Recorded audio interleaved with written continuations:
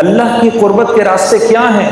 تو فرمانے لگے کبھی اس ماں کو دیکھا ہے جو پہلی مرتبہ اپنے بچے کو زمین پر کھڑا کرنے کی کوشش کرتی ہے؟ 8 9 یا 10 ماہ کا بچہ ہوتا ہے یا 1 سال کا، جب اس کو پہلی دفعہ کھڑا کرتی ہے تو اپنی دونوں انگلیاں اس کے ہاتھ میں دیتی ہیں، پھر اپنے ہاتھ چھڑوا کے پیچھے ہو جاتی ہے۔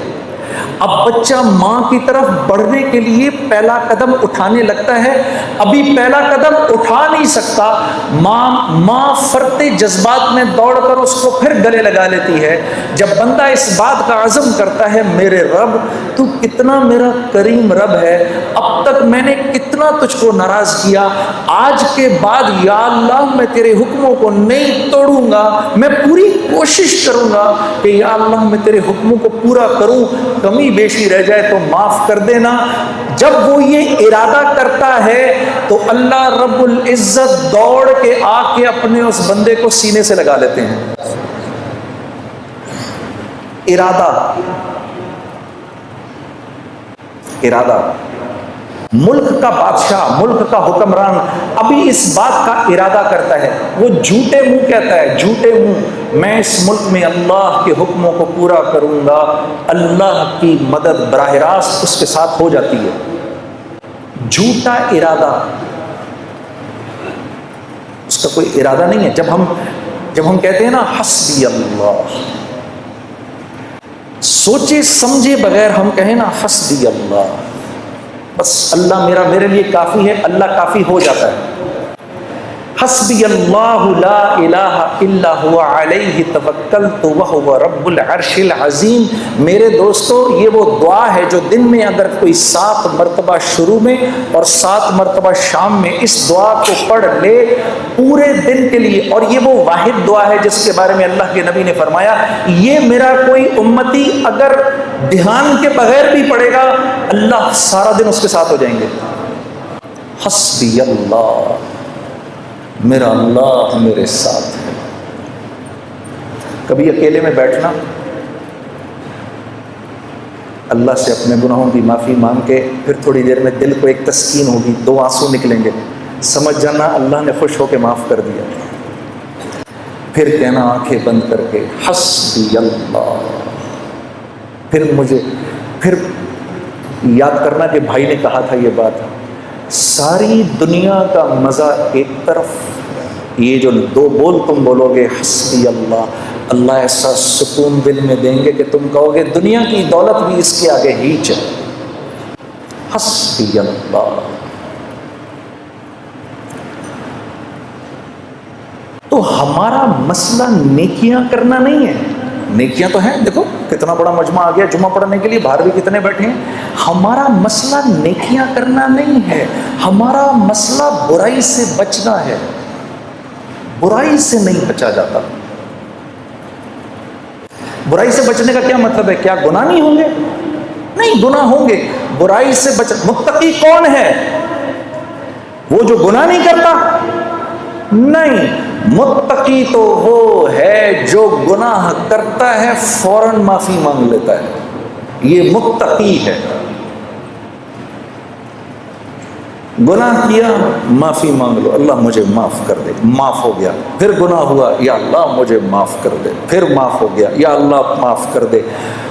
کرتے کرتے کرتے اللہ رب العزت ایک وقت آتا ہے، اللہ فرماتے ہیں میرے بندے چل دیکھتے ہیں کہ تو معافی مانگ کے تھکتا ہے یا ہم معاف کر کے تھکتے ہیں۔ تو معافی مانگ مانگ کے تھک جائے گا، ہم معاف کر کے نہیں تھکیں گے۔ یہ تو ہم اللہ کو پہچانتے نہیں۔ آپ دیکھو یہ اسکول میں تو سبھی گئے ہیں، 8 بجے کا ٹائم، بھائی 8 بجے اسکول میں جانا ہے، 8 بجے نہیں پہنچو گے تو کیا ہو جائے گا؟ گیٹ بند ہو جائیں گے۔ اس کے بعد گھسنے دیں گے اندر؟ نہیں گھسنے دیں گے، چلو بھائی باہر نکلو ادھر سے، گھر جاؤ۔ اب ادھر مؤذن اذان دیتا ہے، اللہ اکبر اللہ اکبر، اس رب سے بڑا کوئی نہیں ہے، یہی سب سے بڑا ہے۔ اذان ہوگی، اذان کے بعد اللہ رب العزت کا حکم آنا چاہیے تھا، چلو بھائی بند کرو، مسجد کو بند کرو، اب کوئی مسجد میں نہیں داخل ہوگا۔ تو مؤذن سے کہا رک جاؤ، ابھی تو میرے بندوں نے اذان سنی ہے، انہیں 15-20 منٹ تو دو، ابھی میرے بندے کاموں میں لگے، ابھی آئیں گے، میرے بندے ابھی آئیں گے۔ مسجدوں کے دروازے کھول دو، کیونکہ مسجد میری رحمت کی جگہ ہے، میرا گھر ہے، ابھی میرے بندے آئیں گے، کوئی بات نہیں اگر تھوڑی دیر ہو گئی تو، ابھی تو یہ آئیں گے۔ 15-20 منٹ کے بعد نماز کھڑی ہوئی، اللہ اکبر، قد قامت الصلاۃ، نماز کھڑی ہونے لگی ہے۔ اب تو کہہ دینا چاہیے تھا اللہ کو، مؤذن کو، چلو جاؤ اب جا کر گیٹ پر تالے لگا دو، ہونا چاہیے تھا۔ بھائی سمجھ میں آنے والی بات ہے نا، 8 بجے سکول بند ہو گیا، اب نہیں آ سکتا کوئی اندر، تو اللہ کو بھی تو، اللہ تو سکول سے بڑا ہی ہے، لیکن نہیں، تالے نہیں لگانا، کوئی بات نہیں، تمہاری نماز کھڑی ہوگی، پیچھے سے میرے بندے آ رہے ہیں، کھول کے رکھو۔ اتنے میں جناب بھائی پہنچے، اللہ اکبر، مولانا نے پڑھنا شروع کیا، الحمدللہ رب العالمین الرحمن الرحیم۔ بھائی پہنچ گئے، یا اللہ میں کیا کروں؟ چپ کر کے کھڑا ہو جائے اس کے پیچھے، یا اللہ میری تکبیر اولا مل جائے گی، مل گئی۔ رکوع کے اندر جانے لگے، رکوع میں چلے گئے، پیچھے سے دوسرے بھائی دوڑے ہوئے آئے، یا اللہ میں کیا کروں؟ چپ کر کے کھڑا ہو جا، یا اللہ میری نماز، چپ کر جا، کھڑا ہو جا، نماز مل گئی۔ 2 رکعت گزری، تیسرے بھائی آئے، یا اللہ کیا کروں؟ چپ کر کے کھڑا ہو جا، تیری بھی نماز ہو گئی۔ تیسری چوتھی رکعت کے اندر لوگ بیٹھے ہوئے ہیں، میں دوڑا پہنچا، یا اللہ میں کیا کروں؟ چپ کر کے کھڑا ہو جا، بیٹھ جا، اتحیات پڑھ لے، اور سلام پھیرنے کے بعد جتنی تمہاری رکعتیں رہ گئی ہیں کھڑی ہو کے پوری کر لو، میں نماز قبول کر لوں گا۔ اتنے میں یہ ایک بھائی بھاگے ہوئے آئے، جب سلام پھیرا، یا اللہ میری نماز رہ گئی۔ تو میرے نبی کا ارشاد ہے، کوئی نماز کے ارادے سے مسجد آئے اور اس کی جماعت چھٹ جائے، اللہ اس کو پوری جماعت کا اجر دیتا ہے۔ ایسا اللہ ہے میرا آپ کا۔ شیطان کو 2 دفعہ اپنے آپ کو دھوکہ دینے مت دو۔ پہلی دفعہ اس نے دھوکہ دیا گناہ کرا کر، اب وہ دوسرا دھوکہ دے گا، توبہ کرنے کا کیا فائدہ ہے، تیری توبہ قبول تھوڑی ہونی ہے۔ اس کو بولو، اے بدبخت، جب تجھ کو اللہ نے نکالا تھا جنت سے، تو نے 10 دعائیں مانگی، اللہ نے ساری پوری کی، تو میں تو اس کا فرما بردار ہوں، میں تو کلمہ گو ہوں، اگر میں مان پڑوں گا تو میری نہیں مانے گا۔ میرے عزیز دوستو، جب آپ اپنے گناہ کی توبہ کرتے ہیں تو آپ کو پتہ ہے کیا ہوتا ہے؟ جب ہم توبہ کرتے ہیں، اللہ اس گناہ کو معاف کر کے نیکی میں بدل کے آخرت کا توشہ بنا دیتا ہے، اور آپ ایسے ہو جاتے ہیں جیسے آپ نے اس گناہ کو کیا ہی نہیں۔ یہ تو ہماری بدقسمتی ہے، ہم اپنے آپ کو اللہ سے دور کیا ہے۔ یہ وجہ ہے میرے دوستو، جب ہم دعا کرتے ہیں تو دعا نہیں قبول ہوتی، کہ ہماری طبیعتوں سے اللہ سے دوستی لگانا ختم ہو گئی۔ موسیٰ علیہ السلام کے دور میں زوردار قسم کا قحط پڑا، آپ نے سب کو جمع کر کے آپ میدان میں لے گئے، وہاں آپ نے جا کے جب دعا شروع کی تو لو اور تیز ہو گئی۔ آپ نے کہا یا اللہ میں تو دعا کر رہا ہوں، یہ کیا معاملہ ہے؟ کہا اس مجمع میں ایک آدمی ایسا ہے کہ پچھلے 40 سال سے اس کی ایک نیکی بھی میرے پاس نہیں آئی، اس کے گناہوں کی نحوست ایسی ہے کہ آپ کی دعا بھی قبول نہیں ہو سکتی۔ تو آپ مجمع کی طرف مڑے اور مجمع سے کہا بھائی وہ کون ہے، باہر نکل جائے۔ اب وہ جو گناہگار تھا وہ تو نظریں نیچے کی کھڑا ہوا تھا، اس نے دائیں دیکھا یہاں سے شاید کوئی نکلے، بائیں دیکھا یہاں سے کوئی نکلے۔ جب تھوڑی دیر ہوئی تو اپنی عزت بچانے کے لیے اس نے کہا یا اللہ اتنے سال میں نے تیری نافرمانی کی، تو نے کسی کو پتہ نہیں چلنے دیا، اب اتنی دیر ہو گئی ہے، تو ایسا نہ ہو کہ تو اپنے نبی کو بتا دے کہ وہ کون ہے، تو میں کتنا ذلیل ہوں گا۔ یا اللہ میں تجھ سے معافی مانگتا ہوں، تو مجھے معاف کر دے۔ ابھی وہ نیچے اللہ سے مناجات کر رہا ہے، اس کو پتہ نہیں، اپنی عزت بچانے کے لیے وہ مناجات کر رہا ہے۔ اوپر کالے بادل آنا شروع ہو گئے، اور اسی دوران موسیٰ علیہ السلام انتظار کر رہے ہیں تو دھڑا دھڑ اوپر سے بارش شروع ہو گئی. کہا یا اللہ یہ کیا ماجرا ہوا؟ کہ میرے نبی میرے بندے نے مجھ سے سنا کر لی، میں نے اس کو معاف کر دیا. یا اللہ یہ کون ہے؟ کہا موسیٰ جب نافرمان تھا 40 سال کا میں نے کسی کو پتہ نہیں چلنے دیا، اب تو وہ میرا ولی بن چکا ہے، میں کیسے بتا دوں وہ کون تھا؟ میرے دوستو آج امت اللہ سے دور ہوئی بیٹھی ہے، کیونکہ اللہ سے دور ہوئی بھی ہے، اپنی ہر مشکل کا حل اس کو اللہ کے غیر میں نظر آتا ہے. میں یہ بات ہاتھ جوڑ کے آپ نوجوانوں کے سامنے عرض کرنے آیا ہوں کہ آج کیونکہ ہم اللہ سے دور ہو گئے ہیں اپنے گناہوں کی وجہ سے، تو اللہ رب العزت سے جو حسن ظن ہے وہ بھی ختم ہو گیا ہے.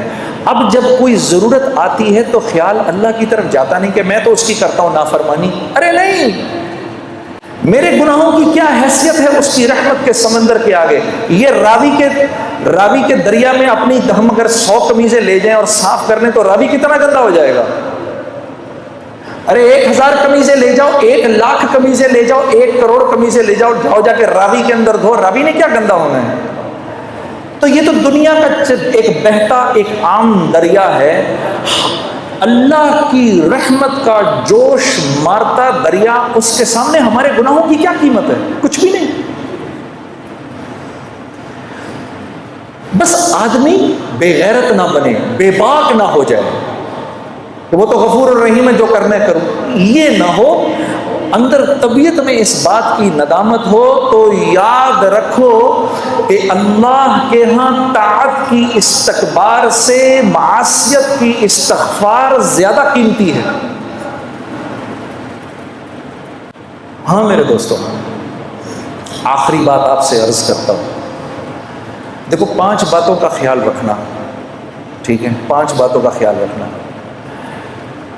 یہ اللہ کے نبی صلی اللہ علیہ وسلم کے سامنے مہاجرین کی جماعت بیٹھی ہوئی تھی، اور یہ مہاجرین کی جماعت کون ہے؟ یہ سابقون الاولون تھے سارے.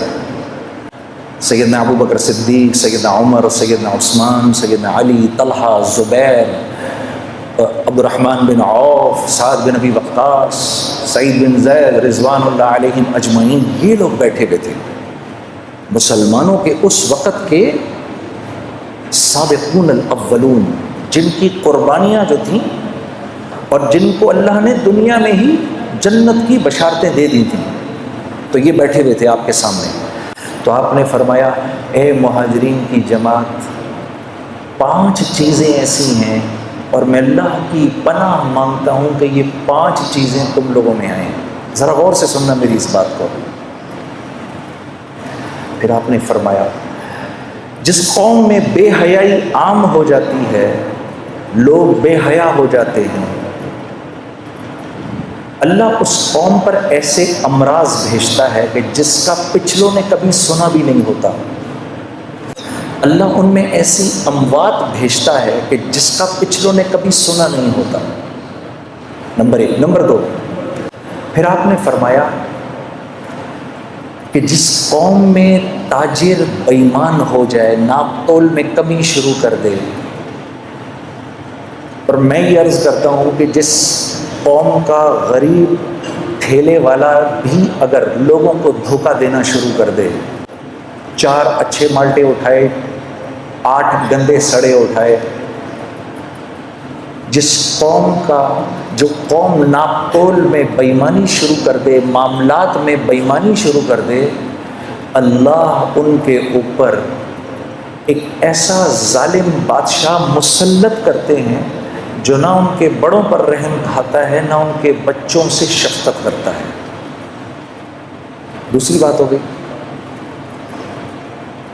تیسری بات، پھر آپ نے فرمایا جس قوم کے لوگ زکوٰۃ کو تاوان سمجھتے ہیں ان پر رزق تنگ کر دیا جاتا ہے. رزق تنگ کر دیا جاتا ہے کہ آسمان سے ایک قطرہ بھی نہ برسے اگر زمین پر بے زبان جانور نہ ہو تو. 3 باتیں. چوتھی بات آپ نے فرمایا جو بات بات پہ جھوٹ بولتے ہیں، چکر دیتے ہیں اور اپنے وعدوں سے پھر جاتے ہیں.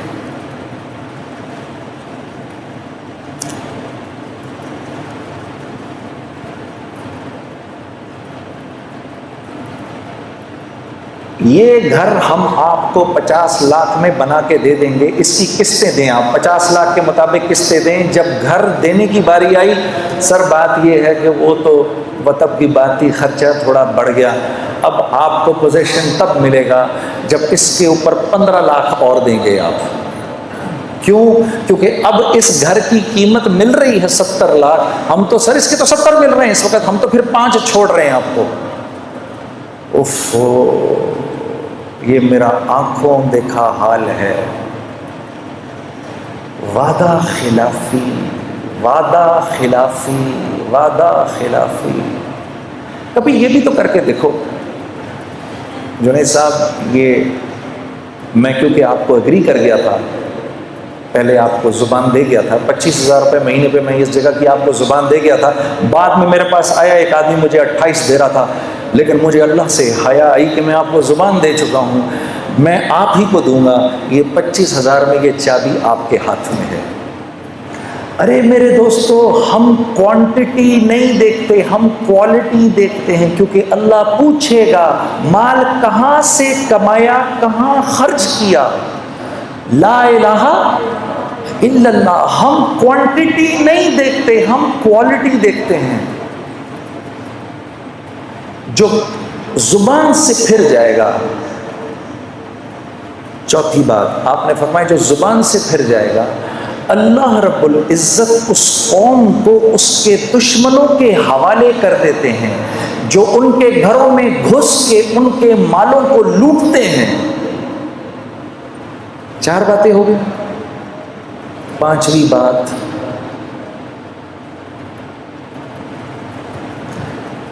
جس قوم سے عدل اٹھ جائے، جس قوم سے عدل اٹھ جائے، جہاں قانون پامال ہو، اللہ اس قوم میں آپس میں خانہ جنگی کروا دیتے ہیں. گناہ کیا ہے اور سزا کیا ہے؟ اب آپ مجھے بتاؤ، فوجیں جمع کرنے سے یہ مسئلہ حل ہو سکتا ہے؟ میرے نبی، پہلے تو یہ بتاؤ، نعوذ باللہ من ذالک، میرے نبی کی بات غلط ہو سکتی ہے؟ یہ میں نے 5 چیزیں آپ کو بتائیں، بتاؤ ان 5 چیزوں کے ٹھیک ہونے کا تعلق میری ذات سے ہے